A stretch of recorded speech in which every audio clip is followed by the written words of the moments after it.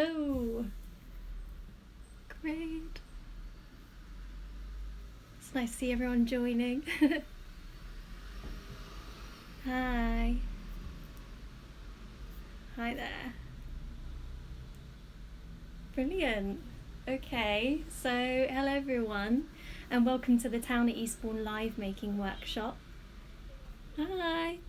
It's nice.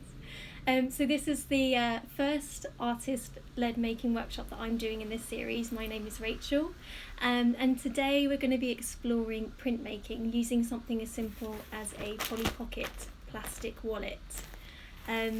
So just while as people are joining, so these workshops are all part of the hashtag Makeshift Studio project, which if you aren't aware already is a simple making challenge set by the Towler team using objects and materials you'll probably find at home. So there's already been 6 brilliant workshops where you can access the recordings of those on this Instagram at hello_Towner or the Town at Eastbourne Facebook and website too. So this week's making prompt is Trace a Line, and we're taking inspiration from a really beautiful artwork by the artist Eric Ravilius, which he made as part of a series of artworks on submarines when he was a war artist. So we're taking that inspiration today and doing some printmaking. There are just a few things to go over before we get started. So just a few reminders as more people join. Everyone is really welcome to take part and make along or just watch along today, that's fine. Please do ask permission if you're borrowing anything, and if you're a child, please ask an adult to work with you. If you're going to use any extra materials, please don't use anything sharp or precious or breakable. And if you've got any other comments or anything to say during the session, it'd be great to hear about that, and you can add that in the comments. Some of you already added those in the comments, which is fantastic because it's really nice for me to be able to read those as I'm making too. So yeah, let's get started, but I'm going to go over some of the materials and equipment. So if you haven't been able to find anything, we can go over that, and maybe I'll offer some alternatives as well. So first things first. Great, we've got a nice comment, can't wait. So you're going to need an image to print. So I found this nice book about birds on my shelf at home, which I haven't really looked at in a long time, but I thought some of these might be really interesting to print with. But also you might have a look in some magazines and find some interesting images. That's quite an interesting one of a hand, or even some old printouts or photocopies that you've got at home. I got one about boats apparently, and one about armour as well. But you could also use a photo, or if you've got a tablet or a phone that you're allowed to lean on, you can use that as well because it's a flat surface, but obviously just be careful. Okay, so the next thing that we're going to need is a Polly Pocket plastic wallet, or whatever you might call one of these. They always seem to be lying around at home, but you could also just use any other kind of clear plastic, will work fine as well. Someone's left a comment here, they've got some patterned wallpaper they can use as their image. Brilliant. And then the next thing we're going to need is water-based pens. So I've got a range of different colours here, felt tip pens that I found at home and some highlighters. But if you've even only got one, it will work fine, the process will work fine. If you're not sure if your pen is water-based, a good tip is just take your pen and draw a little bit in the corner of your plastic wallet. So you can see there, a little bit of pink. And then taking a damp bit of tissue or a damp sponge or something, just see if you can wipe it off. Yeah, so that's come off fine. So obviously a Sharpie or other permanent pens won't wipe off, but I know that all of these are water-based, so that's good. Other things we're going to need, so we're going to need tissue, and I got a water spray here, but you might have a damp sponge and that will work fine as well. And then the final thing we're going to need is some paper. So I've got some printer paper and some nicer thicker cartridge paper, but actually you could use anything. You could use the inside of an envelope or some packaging, or anything that you've got to hand that you can have a go with. So, got all the equipment together. If you missed any of that, we do have a post on the Instagram page about listing the different equipment as well. but I'm going to start showing you the process now. So yeah, as I said, I haven't really looked at this book much, but I was flicking through earlier and I found this really nice parrot here, or lorikeet actually. So really nice vibrant colours, but you know, any sort of image will work, so you can give lots of different things a go. And I'm going to lay my Polly Pocket on top of the image here, nice and flat in the book, and I'm going to start with my lightest colour, because if you're using felt tips or a range of colours, a top tip is using the lightest colour first, so you get those on first before adding in the darker pen colours, because otherwise it's harder to cover over later. So if I was going to do dark colours first, it would be really difficult for me to go over with this yellow highlighter. So I'm going to start filling in different areas. You might be making along and choosing areas you want to colour in, trace over on your image. But if you are making along, please do feel like you can take your time, whereas I'm doing this a bit speedy so that I can show you how it looks. Okay, so a few different more colours, nice orange beak on there. It's quite a nice chance actually to look through all those sort of old magazines or books that you've been hanging on to but you haven't had a chance to properly look through in a while. They might have some nice images in them. If you are going to try and do anything with text, know that that will come out backwards, which might be a design feature, but yeah, just be aware of that. Okay, so I think I'm going to do my final green colour. Different areas covered on here. Da, da, da. If you're not sure how much you've got covered, you can also just move it off slightly and just check what you've got covered over as well. And then I have in my test found out that I quite like the look of having an outline on there. So I've got a sort of thinner black pen, felt tip pen, which I'm going to use to create some lines on the outline of this lorikeet. And also maybe add in some details of like the feathers and the feet. So it's up to you, and I don't know what image you're working with, so it'd be quite nice to sort of see how it works out for different people with different images, or the patterned wallpaper someone was talking about. Sounds quite interesting. Great. Lovely. Oh, someone says they're going to try and use some old family photos. That's really nice as well.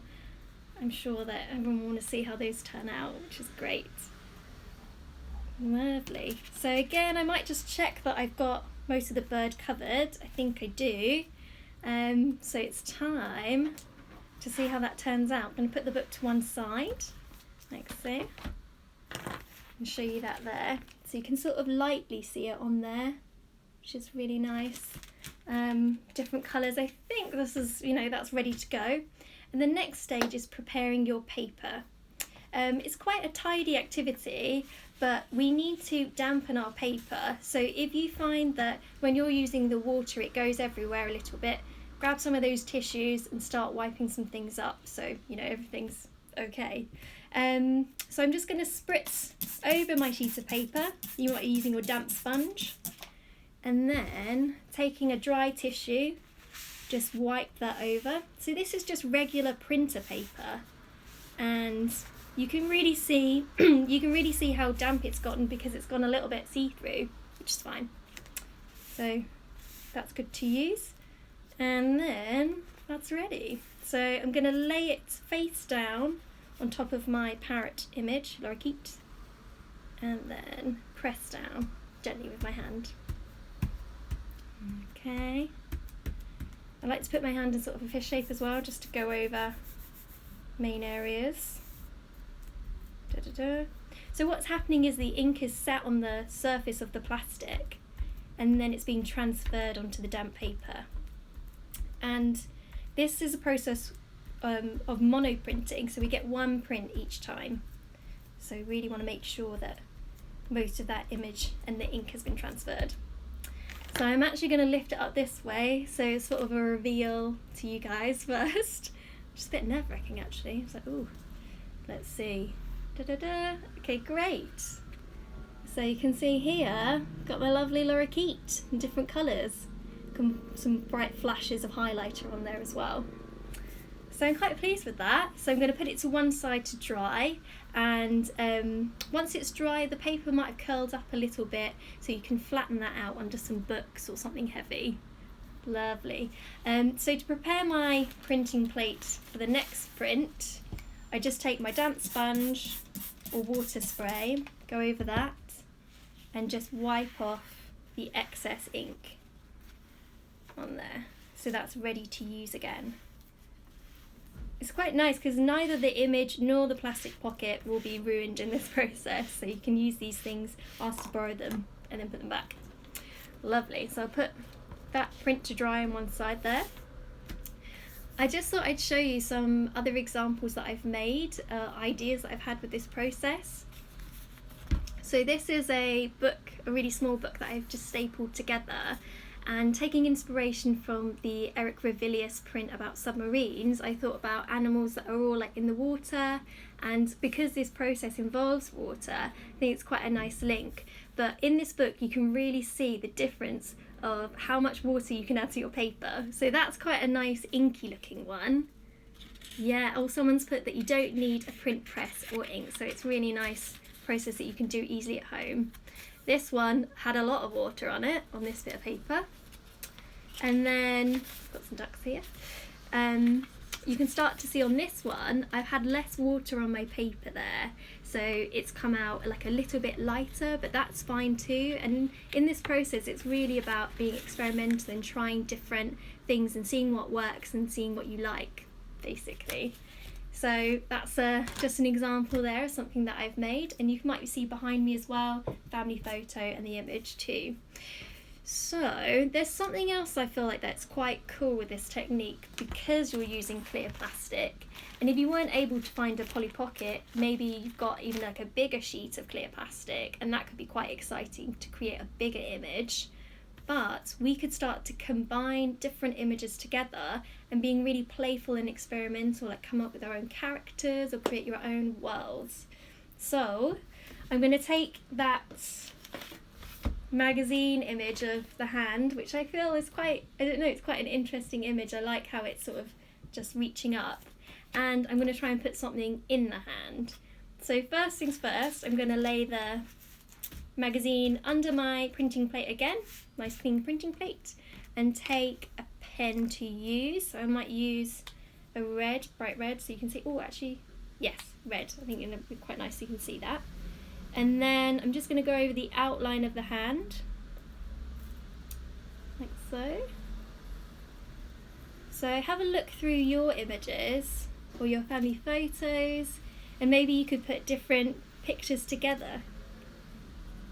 Or maybe you could even put some of your family members into, like, I don't know, space or underwater, something like that. So I've got the image of the hand there. I can see that, you might be able to see that lightly on there. Now thinking about what could go in the hand. So I quite liked that. I quite like the idea of changing the scale of things as well and making it quite surreal. So I might put one of these boats in to the hand. So again, just putting that underneath the paper there. Oh my gosh, we've got a great comment here. Someone's going to try a clear bin bag and go large. Yeah, that sounds fantastic. I really want to see how that turns out. So I'm going to put the picture of the boats underneath now, underneath there. And then I might just use my outlining pen just to start filling in areas of that boat. So again, I'm working quite quickly so that we can see the process of this. But actually, it's a really nice technique for just having a go at different things, not spending too long on it, and just having a whole series of works together. And thinking more about maybe like the storyline or what connects them as well. Colouring in the boat, adding in some of those ropes, maybe a little flag at the top. So again, I can check that I've actually drawn the boat by taking it off and moving it off a little bit. So This one's a little bit harder to see, but I have drawn the boat in black and the hand in a red pen. So again, putting my bits to one side, got my printing plate ready, need to prepare the paper. So I'm going to use some of the different paper this time. This was the bit of the thicker one. Again, spraying that or using your damp sponge to cover it in water. You can see there's, or you might not be able to see, but there's a lot of water on this. And then taking a clean tissue and just getting rid of the excess, so that the paper is nice and damp, but not soaking wet. Lovely. Brilliant. So put that back there. And then face down again with the wet side, damp side down. Lay it on top. Press down with my hand. Maybe a bit of a rubbing action on there to make sure that I'm getting all that ink on top of the plastic transferred onto the paper.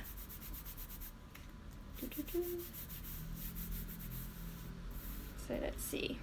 Again, let's reveal this way so that it's a bit you can see first. Ooh, oh yeah, I quite like that.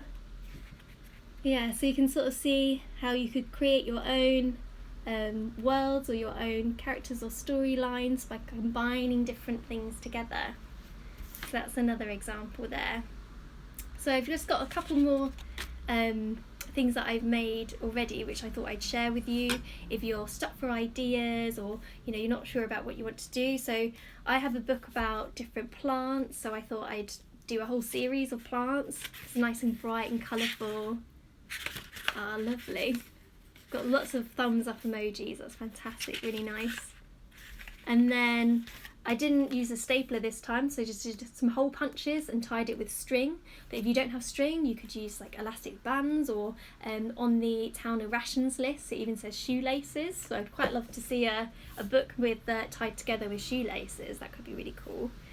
And then if you don't have any paper, maybe you might have other things which are paper based. So this is a book that I've made just using an old envelope. Or someone's put, it would be a lovely postcard to send during lockdown. Yeah, exactly. So actually you could think about the scale of the print you're making so that you could put it in the post. Or you could even use an envelope so it is definitely the right size for the post. So I thought this was quite interesting with this little window. So I thought if I open the envelope book, and then I've attached lots of other envelopes together so that I've got quite a nice seascape going on. Again, thinking about Eric Ravilius and how he'd done those series of prints on the submarine, and how you can do something a bit interesting with just some envelopes, basically, if you run out of paper. So they're just some options there that I thought I'd share with you and try out. But I'd really, love to see if anyone has been making along, what they've got to, what they've made. And if you'd like to share anything, you can do that, and just please tag us at hello_towner and using the hashtag makeshift studio hashtag. But do remember not to share any photos of anyone if you haven't got their permission, because we all want our permission there. Yeah, lovely. Got good comment here. What a great way to tell a story. Yeah, fantastic. So if you've missed any of this making, or you want to pause, the recordings will be available on the Facebook and the website and this Instagram as well. But there's also a making guide which you can download as well. So if you want to sort of just take your own time and make along, you can do that too. A recap that the next workshop will be Thursday again at 2 p.m, and the lists of materials will be shared on Tuesday on the Instagram and Facebook, so you can prepare everything in advance, but also we'll go over the materials again, so there's never any rush. And if you're not able to take part in the live sessions, that's okay as well. But it'd be great to see anyone's outcomes. I'd love to see what people are making, and I might carry on and see what I can do with my ship sailing, being caught by a giant, potentially. I don't know, maybe there's a story in that. I have to think about that one. But it's been really great to make with you, and I hope you've really enjoyed it. So thank you so much, and just enjoy the rest of your days. Okay, bye.